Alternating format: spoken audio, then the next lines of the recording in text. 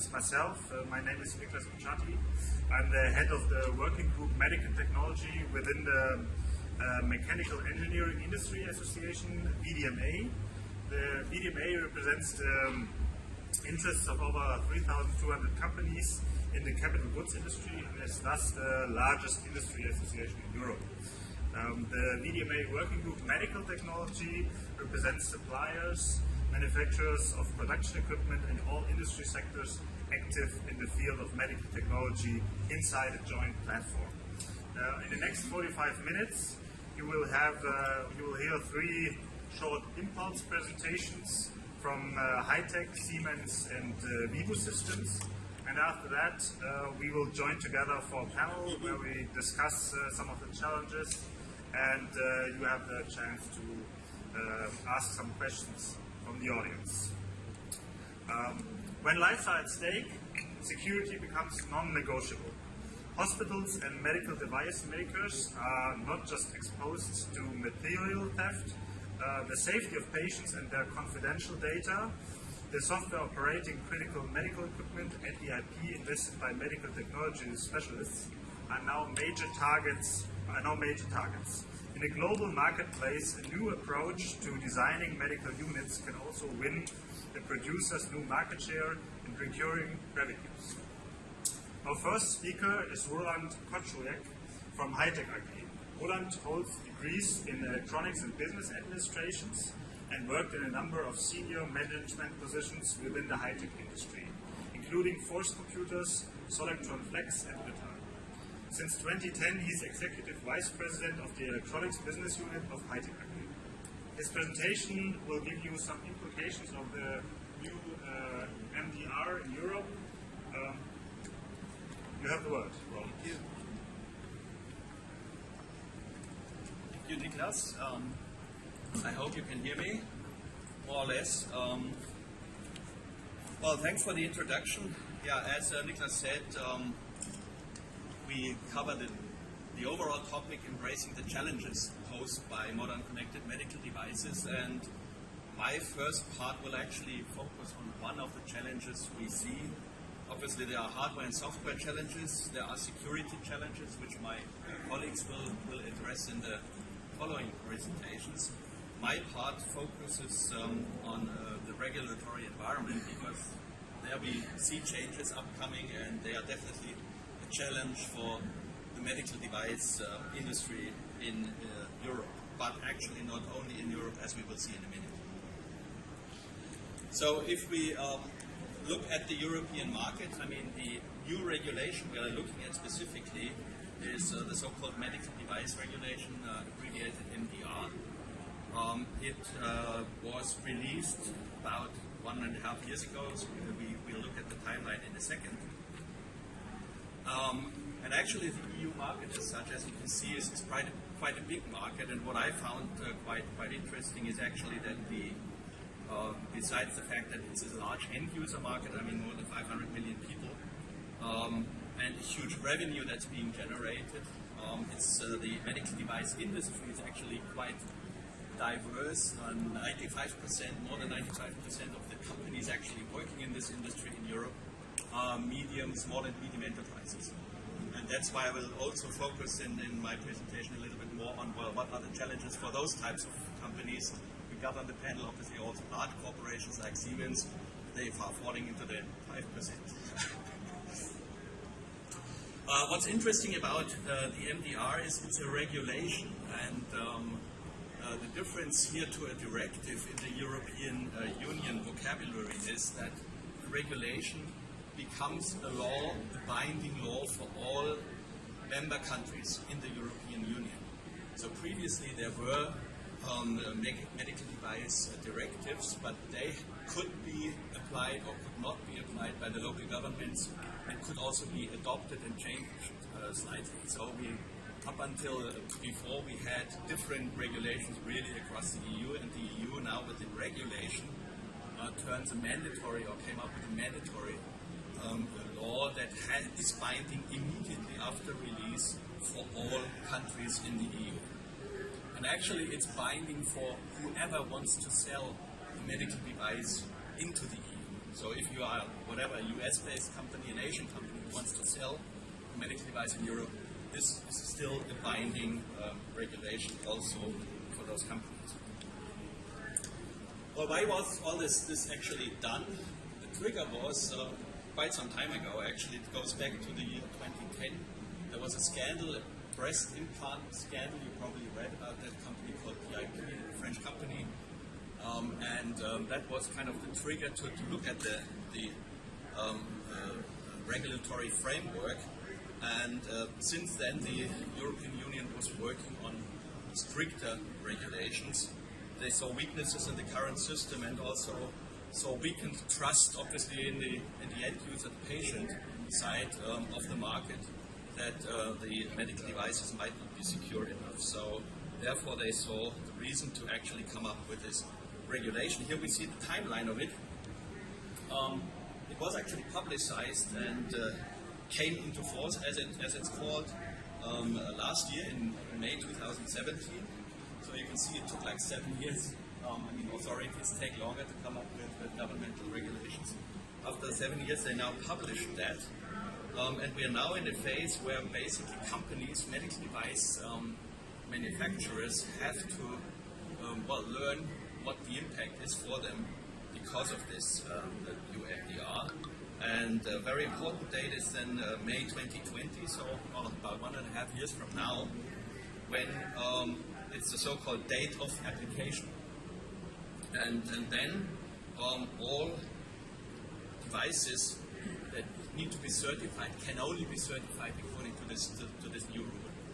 And in many cases actually have to be recertified. So products that are on the market cannot be just assumed to be able to be sold into the market again. They have to be potentially recertified. And then there are some grace periods because of the time we have for this presentation. I don't want to go too deep here. So, old certificates finally become invalid in 2024. And then there's another grace period for products that are already in the market in the distribution channels for another year. But finally, 2025, each and every device in the market that is certified according to the old rules has to disappear from the market. And the manufacturers have to make sure that this is actually happening. So what are the key changes? And I could spend probably the rest of the day just talking about the changes of the MDR side. This is not intended to be a training program for the MDR, but here just to list a few of the points that actually have an impact on companies who come up with medical devices. Actually, the devices are reclassified, and that may mean that something that used to be viewed as a cosmetic product, like colored contact lenses, a good example for that. You basically sell for carnival, they suddenly become a medical device and have to follow these regulations. So the product scope is expanded. Clinical evidence might be a big issue, actually, has to be provided much more rigorously. You have a lot of stringent documentation requirements compared to previously across the whole supply chain, which is a big issue. Previously it was possible that just the actual physical manufacturer provided the documentation. Now the whole supply chain has to be able to provide this documentation. Also important is that actually the person has to be nominated, responsible for the regulatory compliance. You have to prove that this person is capable, educated. It will actually be checked also by the notified bodies whether this is true. So you have to have people in your organization that actually take responsibility for following these rules. Unique device identification, also potentially an upcoming challenge, because every device that goes into the market has to be able to be traced and tracked down during its use. So you have to be able to recall shift units and be able to identify each and every device. It actually goes into a central database as well. Notified bodies is another interesting one, actually, because there's much more stringent rules for them. So I'll get to this in a minute. It might actually cause the number of notified bodies to go down moving forward. So that's the one direction. To become a notified body or stay a notified body, the rules become more strict, and also the notified bodies will be much more strict in actually auditing the medical device manufacturers. So it's kind of working in both directions. Post-market oversight, so you really have to follow what happens to your product once in the market. And well, as I already mentioned, no grandfathering provisions, as it is called. What it means is that you can't just assume that a medical device that has been in the market for many years successfully can stay there. No, you have to go through the recertification process and prove again that it's now according to the new rules. Well, what are the resulting consequences out of that? Well, I talked about the notified bodies. So in both directions, there may be less notified bodies. Companies who were able to give you a certificate might not be in the future if they don't pass criteria of the EU. And they will be obviously very busy now helping companies achieving the recertification. So there will definitely be quite a bottleneck going forward. For all companies involved here, there will be a significant increase in their efforts. We talked about reclassification, we talked about documentation, we talked about this clinical evaluation you've got to go through, and finally the personnel. We talked about this nominated person. You've got to have personnel, you've got to have to actually look after this and take responsibility for this whole process. Which then, I mean, more effort, more resources means higher costs. There's actually voices in the market claiming that this will result in 20 to 25% increase in cost of medical devices. I personally think this might be a little bit exaggerated, but definitely there will be some increase in cost. We talked about small and medium-sized enterprises. The majority, 95% of the market in Europe are small and medium-sized enterprises. For them, the impact will obviously be larger. I mean, big companies such as Siemens has huge departments looking after regulatory requirements. A small company with maybe 50 people, probably not. And for those guys, it will be a challenge going forward. And finally, also for the supply chains, the existing OEM, PLM, and OBL chains, it might be an issue. What I mean by PLM, it's a product label manufacturer. Some people call it an own brand labeler. So what we find in the medical market from time to time is that a company manufactures a device, and sometimes even multiple companies take the product to market under different brand names. That's going to be much more difficult in the future because these companies who bring the product to market have to act as exactly the same way a manufacturer acts, and has to be able to provide the same documentation, go through the clinical examinations and so forth. So it's going to be quite a big challenge going forward. Okay? Well, so final slide on that. Well, what do I think is the way forward? How can we cope with this? Well, definitely you should not sit and wait. I mean, you should clearly work closely with also your current and potential going forward notified body and work out a plan. What does that mean for you and your product? And start addressing it, because 1.5 years, as I said, is when one major milestone actually comes into play. And you should look at, I mean, collaborating, especially when you're from a small, medium-sized type of company. Look for partners you work with who can help you going through the process, and who can actually help you also going forward in terms of designing, manufacturing, and bringing to market of your medical devices. And that really, I mean, can be across the whole life cycle of the medical device. Well, you should find the right partners to actually work with. You don't necessarily want to work with a competitor, and get support actually from such organizations and companies. So far, my part. Let's move on to the next. Thank you, Roland. Our next speaker is Georg Heidenreich.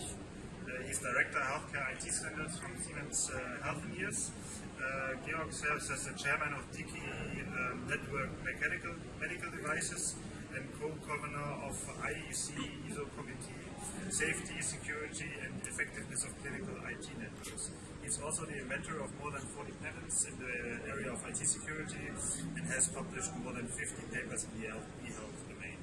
His presentation will give us an overview of the ISO 14971 standard, and with that we will take a look at the risk management for medical devices. As good as we can do in the remaining time. Thank you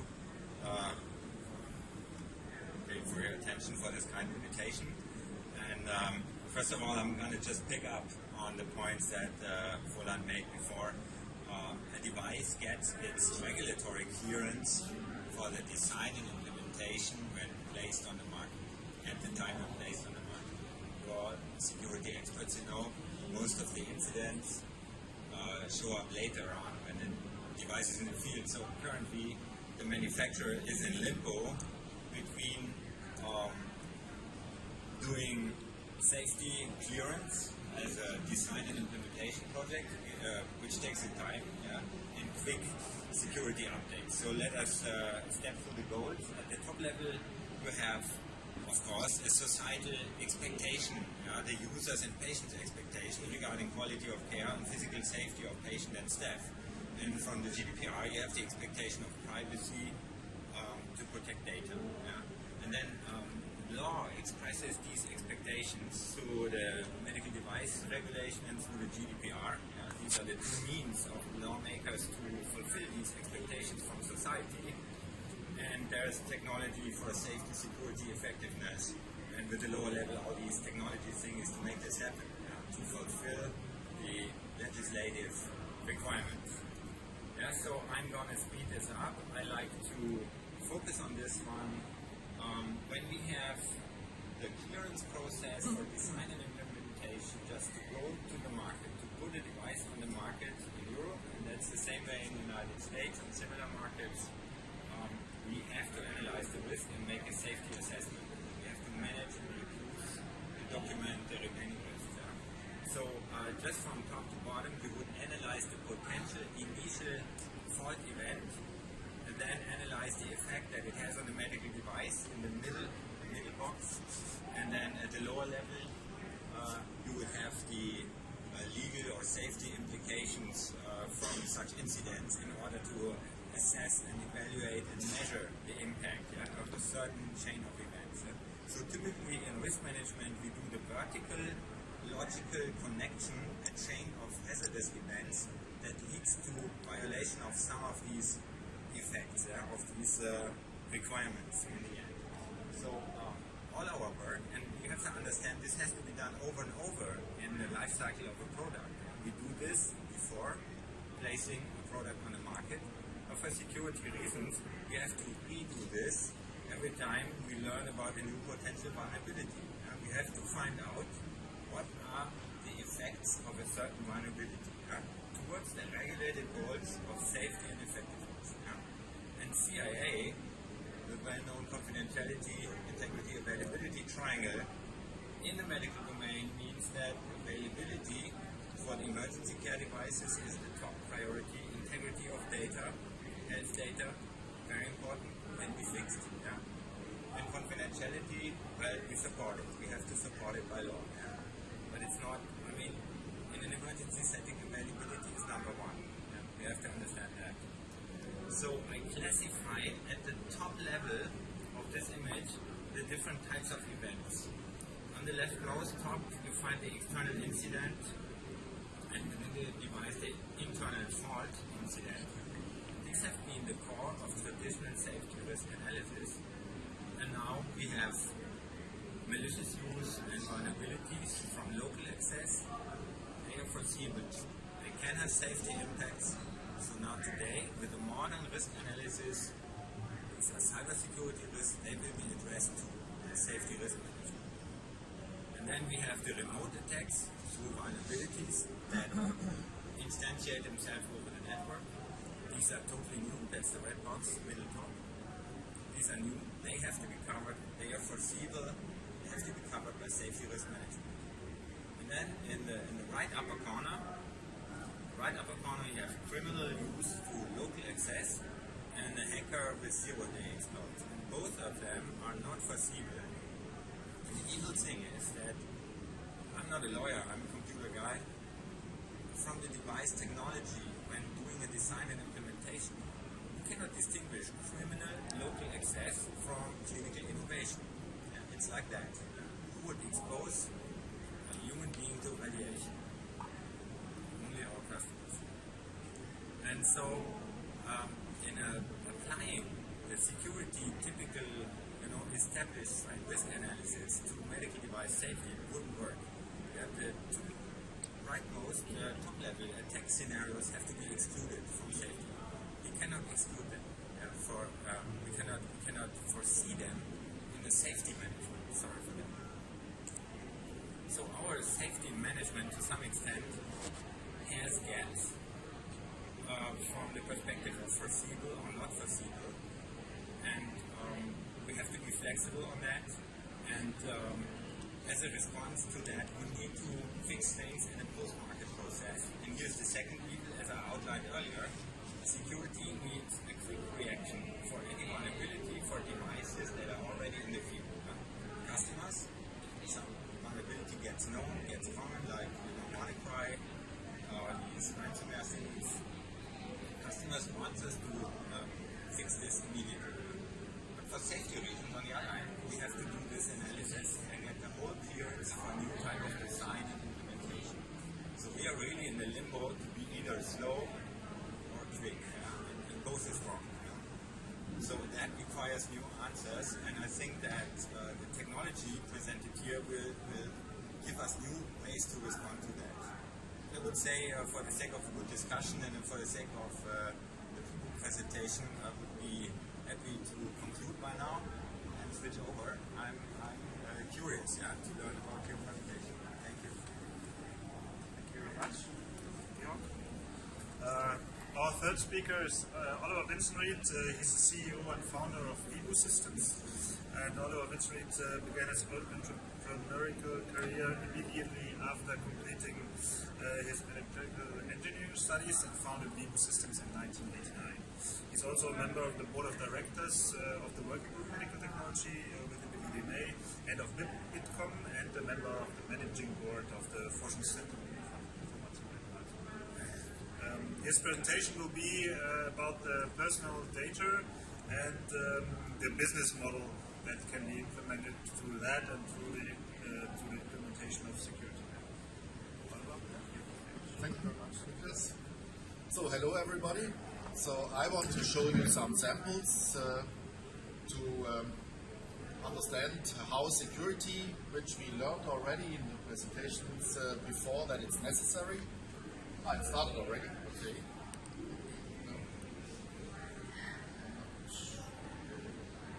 We're not seeing anything.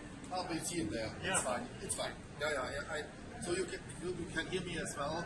So I can see that here. Okay, we shall start here. So security is really the enabler for all kind of medical equipment, and security is required. We have learned that before medical equipment becomes more and more connected. So security is important, and that means security against faults from the system, against disruption from the environment, against attacks from the outside, and also security for human errors. And the topics safety, privacy, security, reliability, resilience, that graphic is from Industrial Internet Consortium, from the Industrial Internet of Things. That applies for medical devices in the same way. So where do you have personal data? You have it on your smartphone. It's a flexible device. You can even modify the functionality with adding new apps, and you have a lot of personal data on that. So that's your personal information.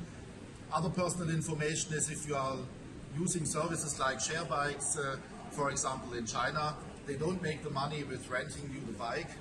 They make the money with the value of the data, how you use it.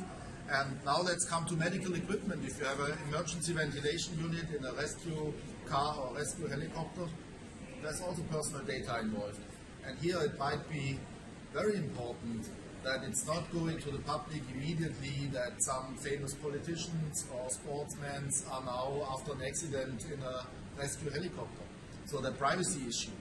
Next thing is, of course, the integrity issue. If data from such medical diagnostic or life-preserving devices is manipulated in any way, it's a big problem. So the integrity of the patient's data going to the patient's record in the hospital is important. Also, the integrity of the setting of a medical device is absolutely important. So that's the security and privacy issues that need to be done. And if it comes to business models, you should think about maybe you can sell your medical device with different options. So tailor the device to the customer's needs, and also then have different business models in how to sell it. You can sell it for a one-time fee. You can sell it somehow pay-per-use. You can sell it as for subscription fees. And there are some samples coming for that. And the idea, of course, is first of all to be able in a competitive market to offer your basic product at a very competitive price. And second, to create recurring revenues instead of having only a one-time sale. And also to be able after sale to upgrade functionality. These are some medical devices. You know them. I want to go into some samples, for example, very expensive equipment for hospitals, computer radiography equipment. This is a case from a customer of us. They implemented a so-called easy payment scheme.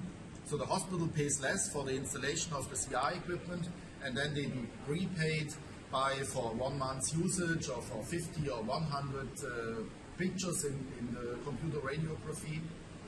That gives a win-win-win situation. A win for the manufacturer of the medical device, they can produce more and install more.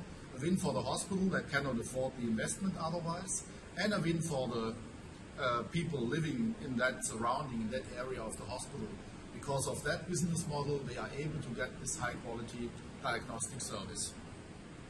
Other sample is this small equipment that you find in private doctors and in hospitals that all delivers data to the patient's records from EEG, from lung function, all these different things. So here, again, integrity of the data coming into the patient's records, and privacy is an issue.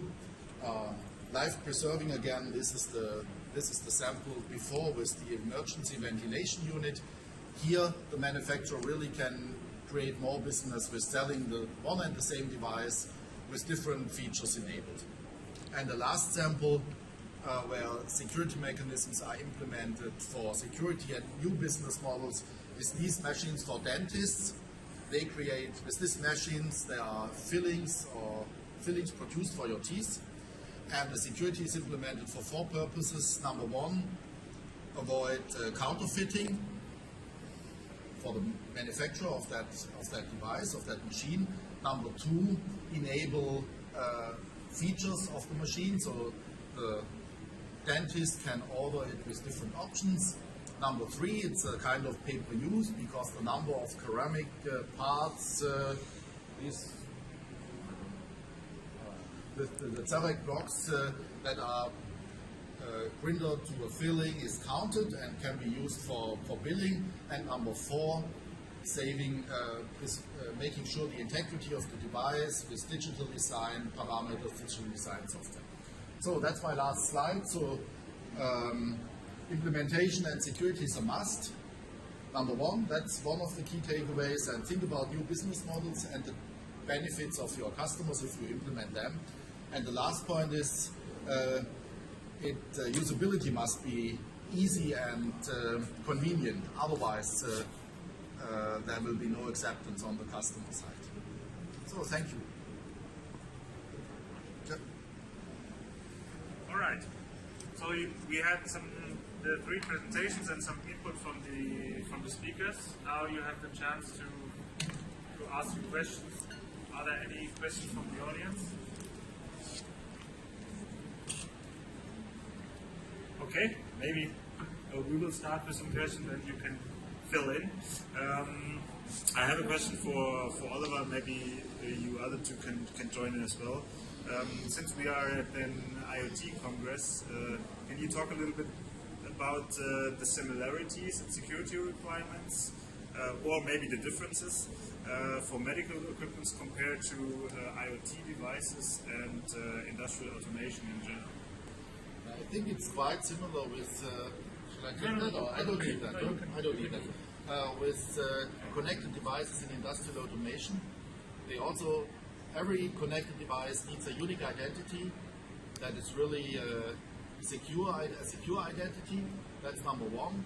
And number two, I would say, is important that we have international open standards that devices from different brands, from different manufacturers can communicate securely to each other, and also not only have the communication but also can understand the data. So open standards are another important thing, and that's the same in industrial automation and in medical.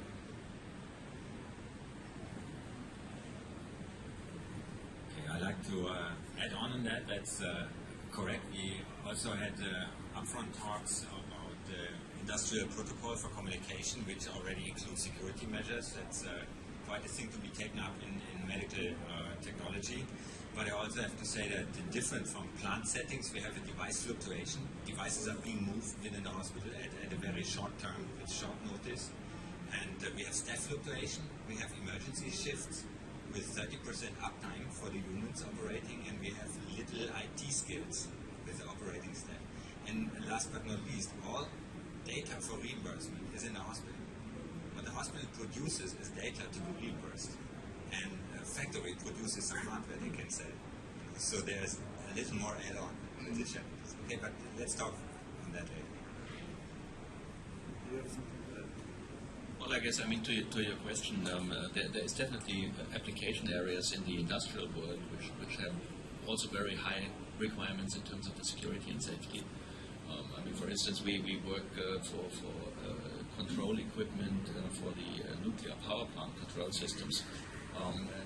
It's kind of a completely different application, but the requirements in terms of how safe and secure the devices are once they're connected to a network are actually pretty similar.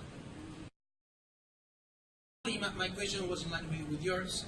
Is related with IoT devices enabled for home care or wherever near to the patient, and how is the distance you show timeline with the European case for approval and medical device requirements or regulation?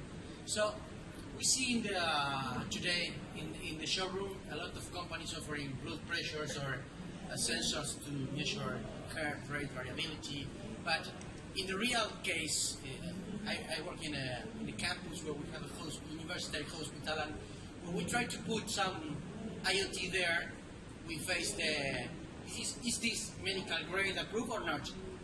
So can we do remote patient monitoring with this or not? Can we have a problem with the law or not? And we see that the cost reduction is not there, and the delivery of the solution is not as short or as near as expected. So this is like, well, IoT was a buzzword, but in the real case, I cannot implement it in the hospital. So how can we short the reach? Now, when we see here in the exhibition hall, when we see things that are offered as supplies to be integrated into a medical device, that's fine for the purpose, because this product offered here typically does not make it into the medical device end market, but it's sold to be a component within a medical device. Yeah, if you have things, I give it a 4 criteria. If it's a product, if it's being placed on the market with an intended use by the manufacturer to do diagnosis or treatment with humans, and if it's processing data, then it's a medical device. If it's, and it's not reaching its effect by pharmaceutical or metabolic effects, if it has physical effect, then these 4 conditions make it a medical device in the European market. And that requires these safety things. That makes the security question open. And therefore, we need more smart security solutions. And I can only say the doctor and the hospital, they don't want to see it. It has to be there. They don't want to be bothered by additional security measures. It just has to be there. So, but I have expectations that the solution shown here will really support security in medical devices. For the regulation, so I cannot say anything to the legal thing and to the regulation, but you can imagine yourself if you are doing all this, connect some sensors to your smartphone and then transfer this data somewhere. It's very important to secure the integrity of this data. It's much more important than the privacy, that the data is really arriving correct. I have some good news for you. If you're on a university campus and you have medical doctors treating their patients, they may do that with whatever they like to. No, that's the own-made, the self-made thingy. That's allowed, that's called innovation, and they may use whatever they find. Actually, this is how the Siemens site existed. It was a little lab of some doctor of Erlangen University who used this X-ray machine for his patient, and he didn't need clearance. And it was not commissioned at that time, but that's still working. If a doctor for his patients uses something, he can assemble whatever and just get it off the showroom here. Okay, so that's good news. Has your question been answered? Yeah. Another question from the audience? Then I will have another question for Roland. You talked a little bit about the small and medium-sized companies having problems with the implementation of the MDR. From my understanding, it's more and more important, it is in general in the medical field, but now it's getting more important to work with your partners from the whole, for all the companies that are, for the whole supply chain, for all the companies that are supplying components, and also the manufacturing companies that are providing manufacturing equipment. So how do you think that the partnership with the supplying companies is going forward? Do you see any changes there, or how will that develop? Can you elaborate?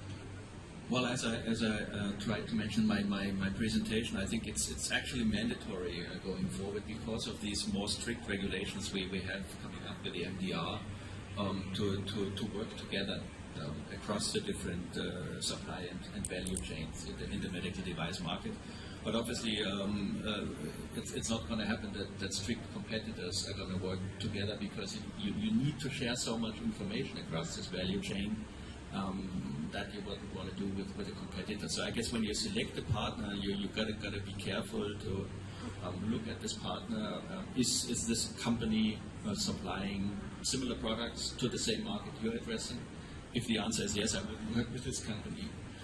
If it's a company that can support you, does not bring their own product to market, but only helps other companies to do so, then obviously certification is a big thing, because you can offload your requirements quite a bit if you, for instance, work with a company that is 13485 certified in their design and manufacturing processes, because then you can basically refer to that in your certification process and say, well, I mean, this company who helps me design and build this product is certified, and therefore the process becomes a lot easier, and you save a lot of own effort. So it comes down to more finding a partner who is certified and knows all these regulations in software design, in risk management, and in design and manufacturing, and doesn't compete with you, then I think it's a good selection. Do you have anything to add? Okay. Any questions? And I will have another question for Georg.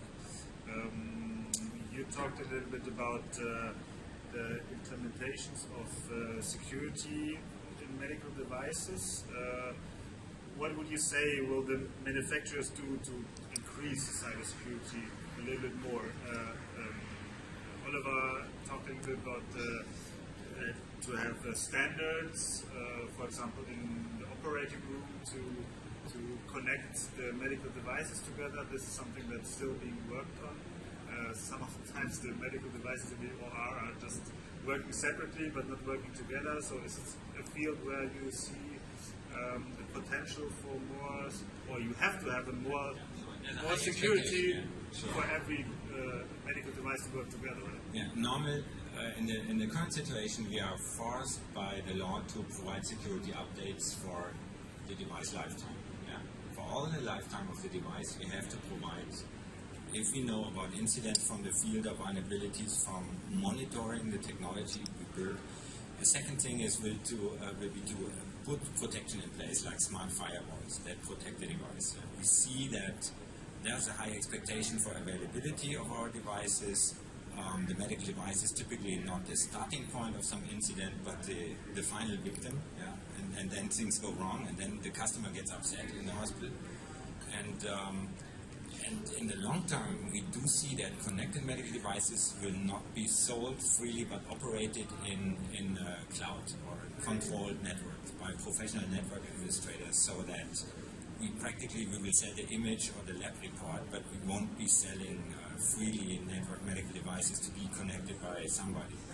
It will be a controlled environment with a lot of new protection measures, but it will be kind of the device immediately connected to the cloud, something like that.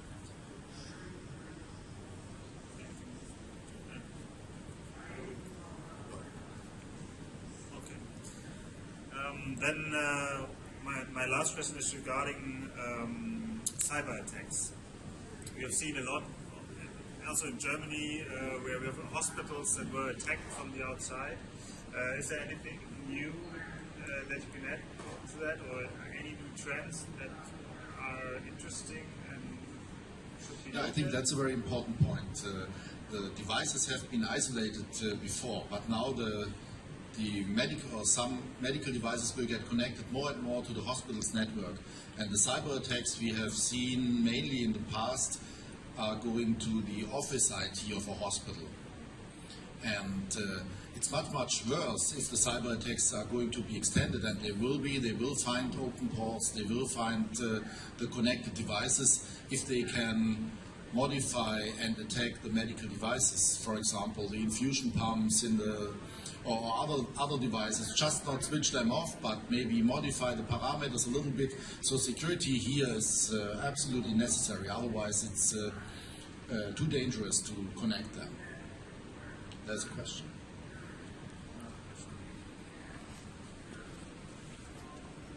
What is bringing to the table those challenges that you have been talking about, and it has been help to improve the transparency in clinic? Is this trust you are talking is grounded on time and transparency indeed in the clinic, in the practice? Thank you.